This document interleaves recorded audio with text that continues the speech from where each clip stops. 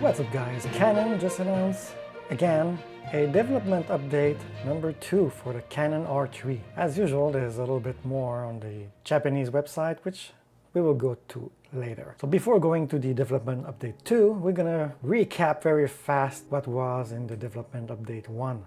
And that's actually a good question. Do you prefer the old Canon where they would develop and keep that as a secret and then publish and make an announcement and say, hey, you can buy this camera next week? Or do you prefer the new Canon, which make development update way in front and way before the official announcement where you can buy the camera? These are two different strategies of marketing.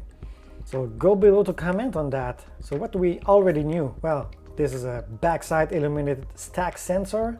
Full frame, there's the Digic X processor in it, just like the R5, R6 and 1D X Mark III. FPS, 30 frames per second in electronic shutter mode with autofocus or eye tracking. Obviously the amazing dual pixel autofocus. They will also have the technology where you can look with your eye and it's gonna focus where you're looking at. Interesting. The weatherproof will be equivalent to the 1D X Mark III, so this is a very rugged body. There's going to be a vertical grip integrated where actually the battery will go, and there's some network capabilities, wireless and wired, with an additional cable that you bought or something like that. We don't have the details yet on that. So what's up with this new update? Let's go into the details. Actually, let's go on the details on the computer. So here you have the official Canon R3, blah blah blah. This is the same video than last time. Same thing with the stack sensor. You have the 30 FPS of course, but the Speedlite shooting will be possible with the R3 electronic shutter active. So I'm wondering, that was not possible before? That's a little bit weird. Autofocus, there's a new thing there. They're gonna be able to track, of course, the eye, animals, and everything that was there before, but it added cars and motorcycle. That's gonna be very interesting, especially if you are on the field working with motorcycles, and these motorcycles can go quite fast. So we already know about the rug body, but now they added a detail which battery is gonna go inside. Power will be delivered by the same Canon LP-E19 battery pack that powers the EOS-1D X Mark III. How about low light performance? Well, you're gonna be able to shoot in the darkness of about EV-7. So just to compare, the R5 is actually rated EV-6 and the R6 is rated EV-6.5 in the exactly same conditions because they use the same standard to measure their thing with their own company. Just like the R5 and R6, you're gonna have up to 8 stops of stabilization with the sensor and combined with the lens. What about video? Well, the details are scarce, we don't have anything, but they will have C-Log 3 right from the start instead of waiting for firmware. You're gonna have oversample 4K, so the sensor will be more than 12 megapixel. Okay, great. And you're gonna be able to do internal RAW recording. All of that while tracking, autofocusing or eye tracking. With the animals and the motorsports, of course. What about the network? And here's a place where Japan has a little bit more details. But we're gonna go with the US side first. You have wired LAN with a special cable that's still there. And a 5 gigahertz Wi-Fi signal, which is the right 11AC equivalent, which is the 102.11ac 2013 specifications, and that's going to give you roughly about 500 megabits per second of data transfer. You should be fine. It's a good standard. And last time on the Japan website about the mobile file transfer, you would click learn more and that would not work. It would just loop back. Now you can actually click and get more details. So here is the official mobile file transfer app that is not out yet.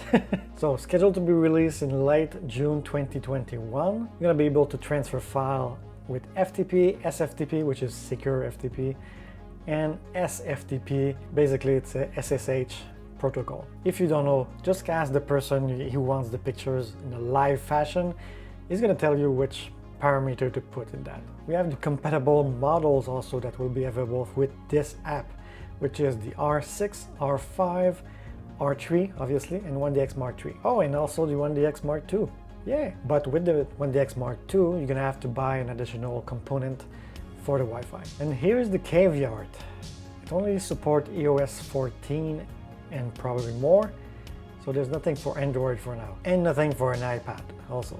It's not working on iPad. Back to the US side. Here's the back.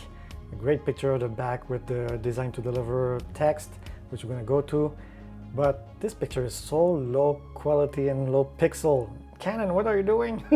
If we go to the Japanese website, you have this awesome, huge picture, high quality, high resolution picture. And once we bump it up a little bit and extract it from the website, you get this, way more details.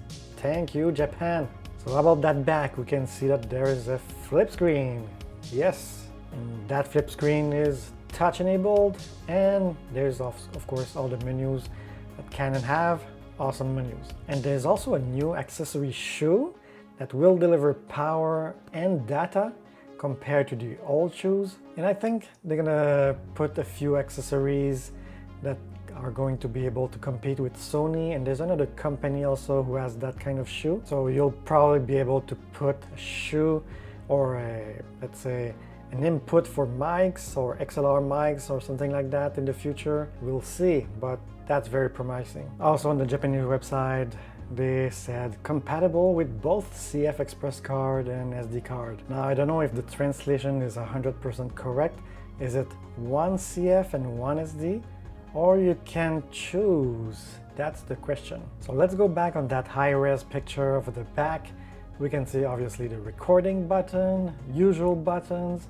There's the LAN light, which will tell you if you transfer on it. It's going to probably to blink when you're transferring files. They also wrote in the documentation that you would have 3 control, which are obviously top spinning wheel on both directions. Obviously you have the center wheel, and of course at the front you have the trigger. And there's also that new button, which I can't recall the name, but will detect your hand. And you also have the old style of trigger that you can go left and right and everything. I don't know if this is too much or not, because you have the new and the old models. That's going to be very interesting to play with. And are those two are doing exactly the same thing? Is it to make people go slowly with the newer thing? Good question. Good question. You can see the LCD flip. This is very clear from this picture. And there's a little lid, so you can put your finger in it and flip it out. There's also a couple of new buttons, which I don't know what they're used for. That's probably here the connector for PC port sync or something like that. And we kind of have a picture of the side. It's missing a few details even if we zoom in,